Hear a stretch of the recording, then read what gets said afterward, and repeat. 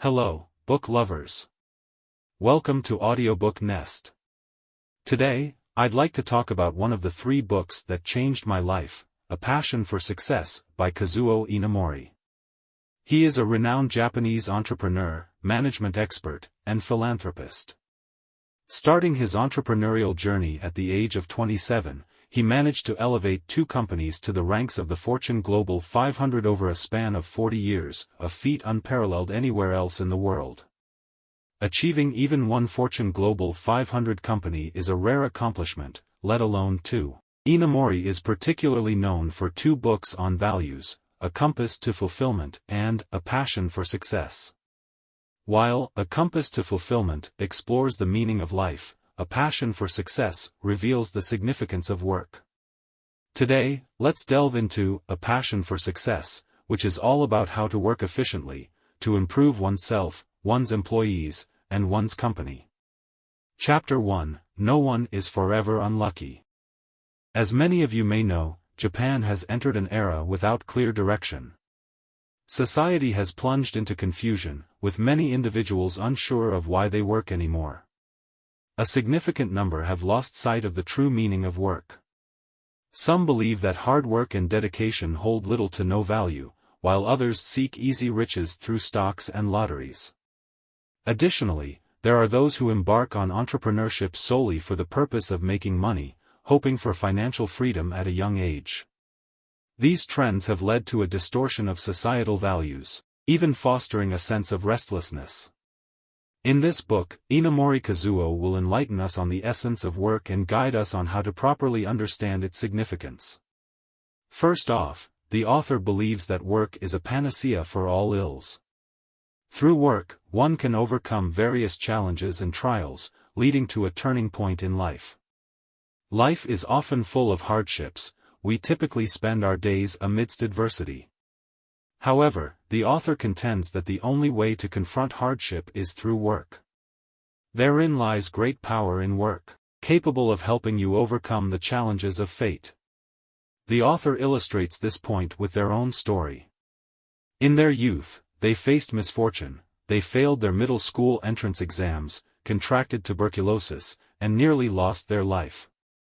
Despite this, they persevered and attempted the middle school entrance exams again while still ill, only to fail once more. Later, their family home was reduced to ruins by war. Most people would have despaired in such circumstances. However, when the war ended, the author barely managed to enroll in an ordinary local university. Despite studying diligently, they faced repeated job rejections after graduation. Ultimately, they found work at a small, struggling ceramic battery factory on the verge of collapse.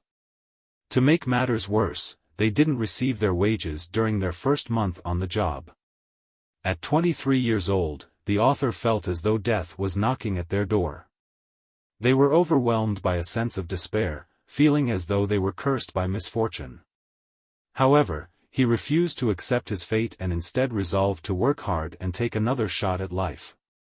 Subsequently, life indeed began to change for the better. The author emphasizes that only through long-term and unremitting work can one temper their mind and develop a strong character, enabling them to navigate life with stability and resilience. Thus, work is not merely about earning income but rather about honing one's determination and character.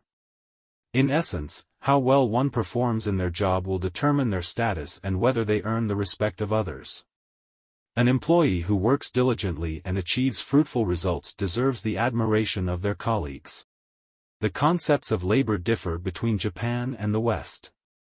In Western thought, labor is often viewed as a punishment. Adam and Eve were expelled from the Garden of Eden after eating the forbidden fruit and had to work for a living.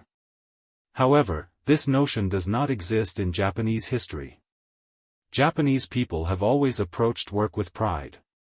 For example, many skilled craftsmen pursue their craft not for profit but to create works of art that approach perfection. This, in fact, reflects traditional Japanese culture. However, with increasing westernization in recent years, Japanese attitudes toward labor have begun to shift, and work is now often perceived as a burden by many. During his childhood, the author's parents always taught him that the hardships of youth were worth paying for, but at the time, the author completely failed to understand this sentiment. He thought that it would be best to sell off hardships if possible. However, his perspective changed when he took a job at a small factory on the brink of collapse. This factory, named Matsuke's Industries, initially was a successful enterprise, but it gradually fell into disrepair, with unpaid wages becoming a common occurrence. Colleagues in the factory often grumbled and felt they shouldn't be there, but it seemed there was nowhere else to go. The author himself only managed to get into the factory through connections, but instead of feeling grateful, he harbored more complaints than anyone else. A year later, almost all of the company's employees had left, leaving only him and one other person. So, they both decided to apply to the Self-Defense Forces Officer Candidate School and not waste any more time at the factory. Both of them passed the exams, but when it came time to complete the enrollment procedures, he waited in vain for a copy of his household register to arrive from home. Tragically, his colleague was admitted smoothly, while he was rejected. Later, he found out that his older brother from his hometown was angry, thinking that he had used his connections to get him into the factory, but then he had resigned. So, in the end, he was the only one left in this broken-down factory. It was at this point that he made a crucial decision. This decision ultimately led to a turning point in his life. He had no choice but to stay in this dilapidated company.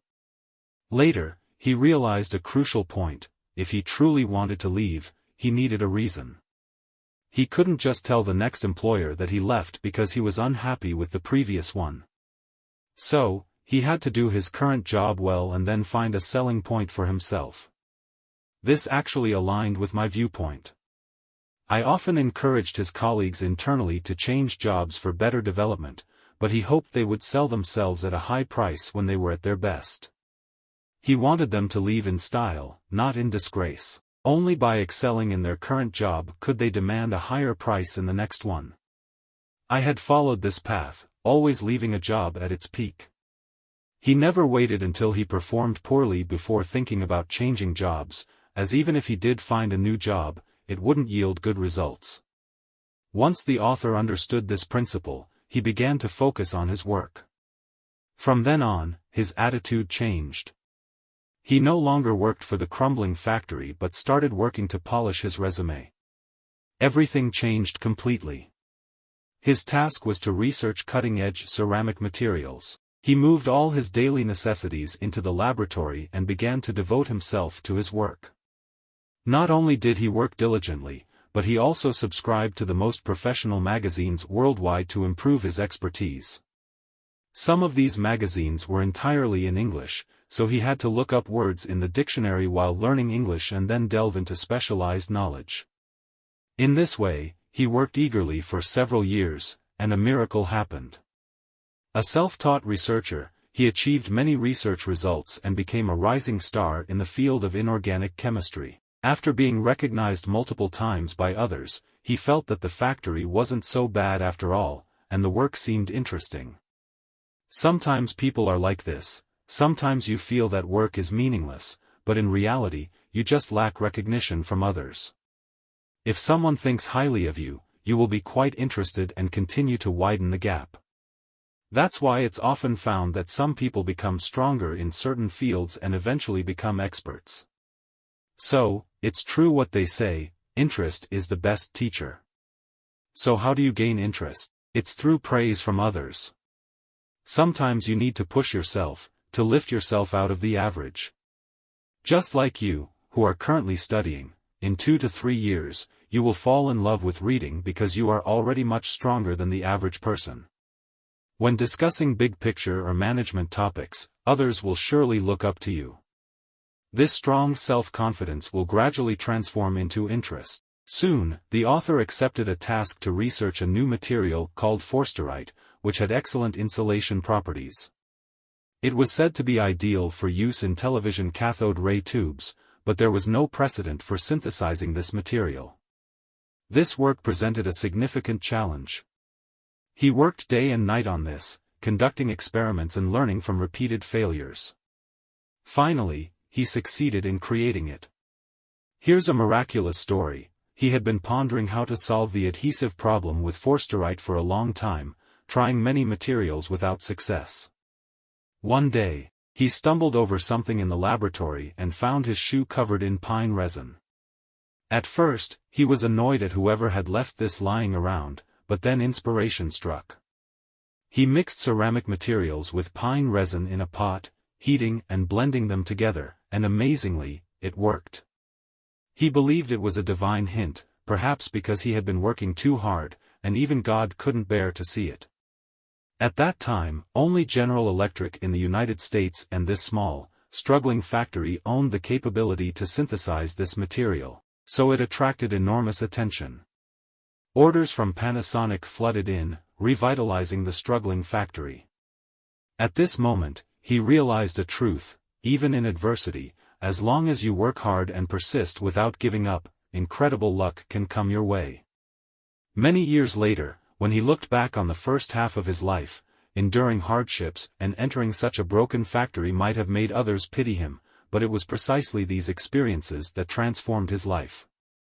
Without experiencing hardship, going to a prestigious school, entering a large corporation, he might have just coasted along. There wouldn't be the current Soichiro Honda. The Japanese business world would also have lost a patriarchal figure. Everyone has inertia and desires to get something for nothing, but whether you dislike work or not, the reality forces you to work hard, or else you won't even have food to eat.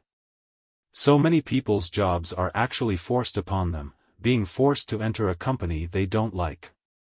This seems unfortunate, but the author says it's actually a stroke of great luck. How is that? We'll continue talking about it in next chapter. If you like Audiobook Nest, please subscribe to my channel and turn on notifications so you won't miss my updates.